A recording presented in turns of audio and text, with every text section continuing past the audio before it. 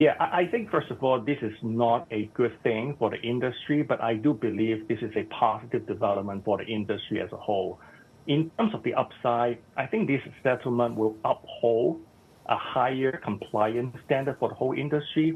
It means that many other exchanges who are still in play will invest more in compliance. They will invest more in internal control so that they can inject more confidence to the public. Now there's a confidence crisis in this industry going on.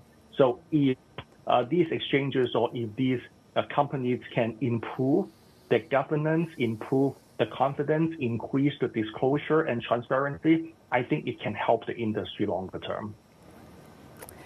Yeah, so this view that it could ultimately be a positive for the industry, that's been reflected in, I've also noticed, other players as well. But given some of the things that we heard yesterday from these enforcement agencies about Binance basically not stopping these transactions related to supporting child sexual abuse and also, terrorist organisations, wouldn't this be a bit of a turn-off for investors?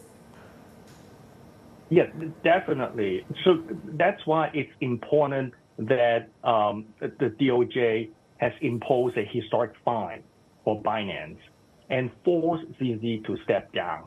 And they appointed a new CEO. So that's why we are seeing some of the older generation of the crypto leader leaving in this space, and we are seeing some new blood coming into this space.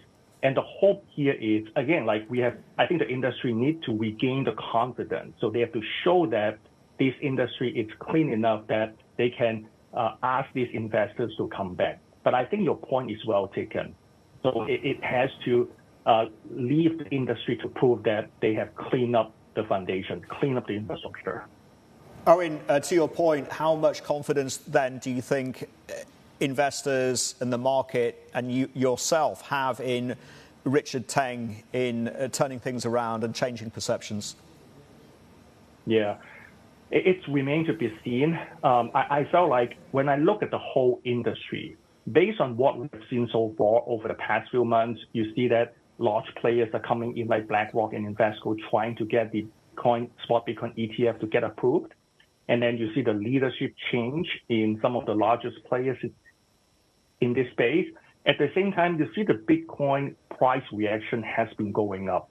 So to me, I felt like the investors are starting to give them more confidence and giving them more votes into this space. So I think the confidence has been increasing, but we are not yet back to 2021 level. So I do feel like there's still a lot of room the industry has to prove at this point. And just a question about enforcement and regulation. Obviously, the US SEC has a couple of cases now with Kraken, with Binance and others. But